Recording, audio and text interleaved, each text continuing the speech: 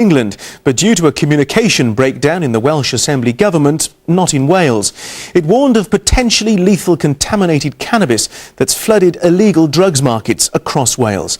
It's been cut with glass, sand and quartz by criminal gangs said to be in Holland.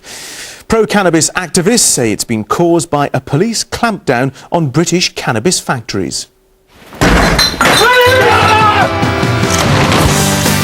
Police raids like these have successfully closed down cannabis growers by the dozen across Wales and England in recent months.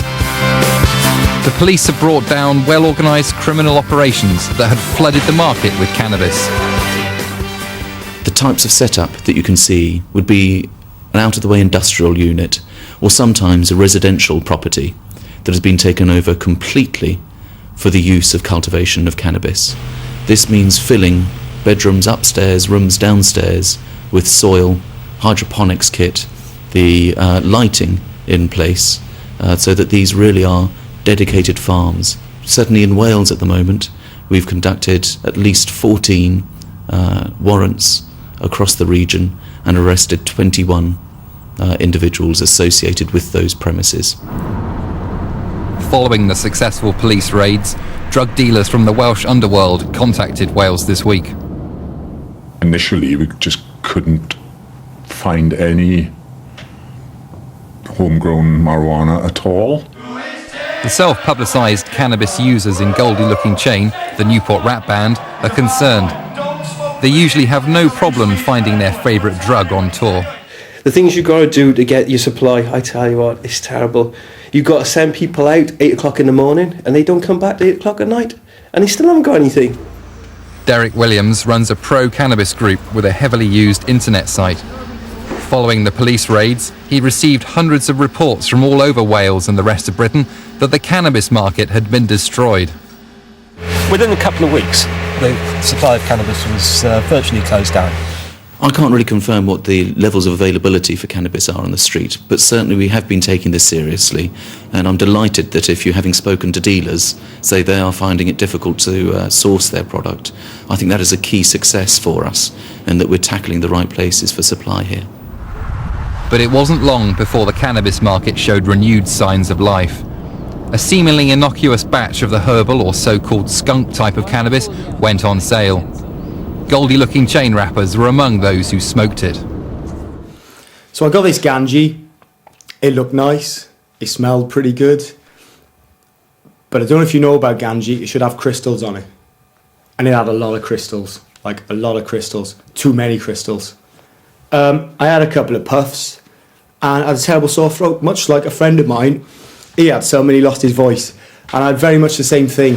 Then people started complaining that the grit was scratching glass tables, and there was obviously something in here which was very abrasive and possibly, damaging.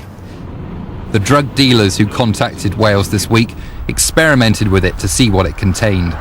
There's various things that we've seen in it. It started with a sugary substance, which has apparently been mixed with water and aerosprayed on, so it was collected in the bottom of the bag, so to speak. It was sweet. Then we found that it was getting more gritty, and then we found out through a little bit more experimentation and information that in fact it's silica. Other users of cannabis contacted Derek Williams' website with the results of similar DIY experiments.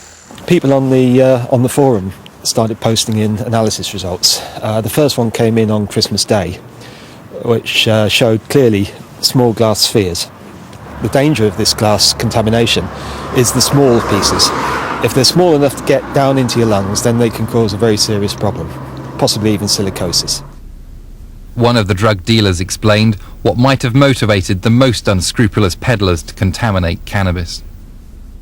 The adulterants add weight to this product.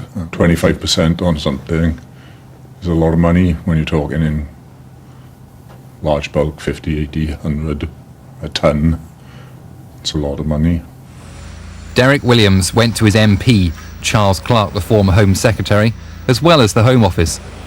Charles Clarke sent him an acknowledgement, but the Home Office didn't respond, so he talked to Frank. Talk to Frank is the government-sponsored anti-drugs advertising agency. All I've had from those is thank you for your email. This is Frank. If you have any problems with drugs, please contact this number. They've really come up with nothing, and they've got nothing on their website. And this is 6 months now after this has happened. Last month, the Home Office told us they'd received no reports of contaminated cannabis. We contacted them again last week, and they said they'd now received reports. They pointed out that cannabis is illegal and that the public should not be taking it anyway. But a Welsh MP says that's not good enough. The government has an obligation to publicise as widely as possible details of any contaminants that are in the drugs and to ensure that these wicked people who are doing this are brought to book. The French government has been following this for some time, whereas ours doesn't even seem to be aware of it. But the French have been monitoring it, and they've been carrying out some pretty good research which has looked at this.